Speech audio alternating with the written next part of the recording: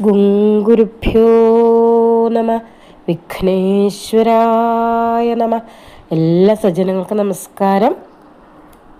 ശ്രീ മഹാഭാഗവതം ദശമം കേരള ഭാഷാഗാനം രചിച്ചത് പുറയന്നൂർ പരമേശ്വരൻ നമ്പൂതിരിപ്പാട്. ഇന്ന് 8-ാം അധ്യായം 2-ാം ഭാഗമാണ് സമർപ്പിക്കുന്നത്. ഭഗവാന്റെ ബാലലീലകളാണ് ഈ അധ്യായത്തിൽ വിവരിക്കുന്നത്. എല്ലാവർക്കും പൊന്നുണ്ണിക്കണ്ണൻ്റെ അനുഗ്രഹം എപ്പോഴും ഉണ്ടാകട്ടെ എന്ന് പ്രാർത്ഥിച്ചുകൊണ്ട് എൻ്റെ വാക്കുകൾ രാധാകൃഷ്ണന്മാരുടെ തൃപ്പാദങ്ങളിൽ സമർപ്പിക്കുകയാണ്. എല്ലാവർക്കും രാധാകൃഷ്ണന്മാരുടെയും പൊന്നുണ്ണിക്കണ്ണൻ്റെയും അനുഗ്രഹം എപ്പോഴും ഉണ്ടാകട്ടെ എന്ന് പ്രാർത്ഥിക്കുന്നു. ജയ് ശ്രീ രാധേ രാധേ രാധേ രാധേ രാധേ ശ്യാം. മുട്ടുകൾ കുത്തിക്കൊണ്ടു ബാലന്മാരതു കാല മുട്ടട്ടു നടന്നിട്ടും വിണിട്ടും ഇടയ്ക്കിടെ സഞ്ചരിപ്പതു കണ്ടു കൗതുകത്തോടും കൂടി ചഞ്ചലാക്ഷിമാരെടുത്തിടുവാൻ ചെല്ലും നേരം നന്മധു പൊഴിയുന്ന പുഞ്ചിരിയോടും ചെന്ന അങ്ങമ്മമാരുടെ മടി തന്നിലങ്ങിരുന്നിടും. ചെറുകളണിഞ്ഞതു തുടച്ചു ജനനിമാർ കുറുടു മുല കൊടുത്താനന്ദിച്ചിരുന്നിടും.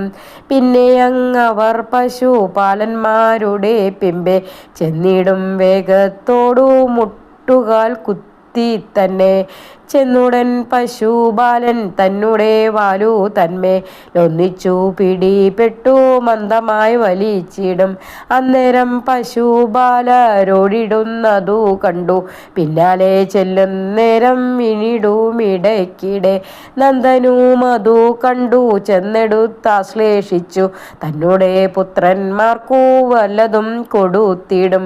മന്ദഹാസവും ചെയ്തു ചൊല്ലിടും ഓരോന്നവരൊന്നു തിരിച്ചറിഞ്ഞിടുവാനരുതാർക്കും. അച്ഛനെന്നതും അമ്മ എന്നതും തിരിഞ്ഞിടു മൊച്ചകൾ കേൾക്കുന്നതും ഉത്സവമെല്ലാവർക്കും. അവ്യക്തവർണ്ണങ്ങളാം വാക്കുകൾ കേൾക്കുന്നേരം സുവ്യക്താക്ഷരവാക്യം നിഷ്ഫലമെന്നു തോന്നും. അങ്ങനെ ചെറുതുനാൾ ചെന്നൊരു ശേഷം അവർ മംഗളപാദാംബുജ സഞ്ചാരം ചെയ്തു വന്നാർ. 4-5 പദം വയ്ക്കും നേരത്തു പതിക്കയും ബാലന്മാർ ചിലരപ്പോൾ ചെന്നങ്ങു പിടിക്കയും പിന്നെയും അവർ പിടിച്ചൊട്ടു നടന്നിടും. നന്ദനും ജനനിയും കണ്ടാനന്ദിക്കും. 4-5 ദിനമേവം കഴിഞ്ഞോരനന്തരം കാലികളുടെ പിമ്പെ പാഞ്ഞെത്തിയിടിനാർ. ഗോപബാലന്മാരോടു ക്രീഡകൾ ചെയ്തു കൊണ്ടു ഗോപസ്ത്രീ ജനത്തിനു മോദവും വളർത്തിനാർ. അങ്കനാജനമെല്ലാം ചെല്ലിടുന്നതു കേട്ടു തങ്ങളിൽ ജ്യേഷ്ഠാനുജന്മാരെന്നു ചൊല്ലും അവർ. ധന്യനാം വസുദേവ നന്ദനൻ കൃഷ്ണനെന്നു നന്ദാദി ഗോപാലന്മാരാരുമേ അറിഞ്ഞില്ല.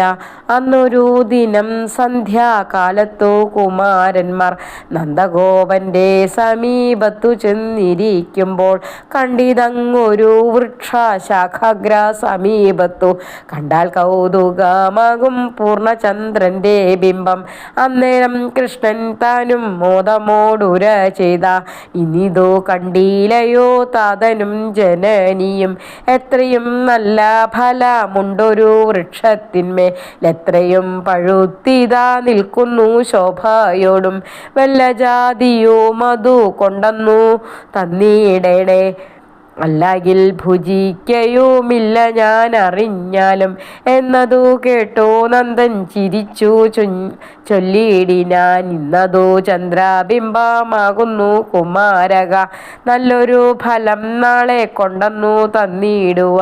ഇല്ല സംശയമേതും വൈകാതെ ഭുജിച്ചാലും. ചന്ദ്രനെന്നാലും അതു കൊണ്ടന്നു തന്നിടേണ. മുന്നത വൃക്ഷത്തിന്മേലേറിയാൽ തൊടാമല്ലോ എന്നതു കേട്ടു നന്ദൻ ചൊല്ലിനാൻ മധുരമായി. ചന്ദ്രനെ പിടിപ്പതിനാവതല്ലൊരുത്തർക്കും, എങ്കിലും പിടിച്ചു ഞാൻ കൊണ്ടന്നു തന്നിടുവൻ.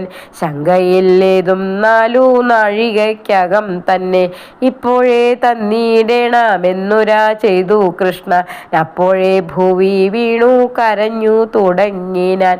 നന്ദനും ചെന്നെടുത്തു ചൊല്ലിനാൻ പലതര ഒന്നു ചെയ്താലും ബോധിച്ചിടഞ്ഞോരനന്തരം.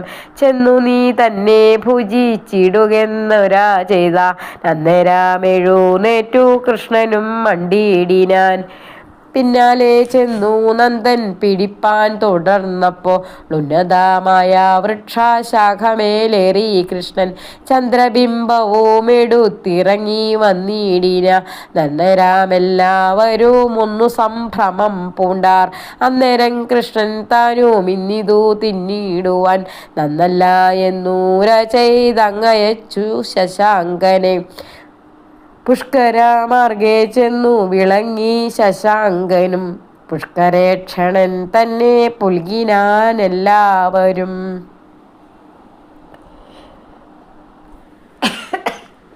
ഈ വാക്കുകൾ പൊന്നുണ്ണിക്കണ്ണൻ്റെ തൃപ്പാദത്തിൽ സമർപ്പിക്കുകയാണ്. ഏത് ബാലലീല കേട്ടാലും സർവം പോയി ഇരിക്കുന്ന ഒരവസ്ഥയാണ് എല്ലാവർക്കും, അല്ലേ? ഇപ്പോൾ കേട്ടത് ആലോചിച്ചു നോക്കൂ. അമ്പിളിയമ്മാവനെ പിടിച്ചു കൊണ്ടുവന്നു, തിരിച്ച് പറഞ്ഞയച്ചു എന്നാണ് പറയണത്. അധികം കേൾക്കാത്ത ഒരു കഥയാണെന്ന് തോന്നുന്നു. എല്ലാം ആ പൊന്നുണ്ണിക്കണ്ണൻ്റെ അനുഗ്രഹം. ജയ് ശ്രീ രാധേ രാധേ രാധേ രാധേ രാധേ ശ്യാം.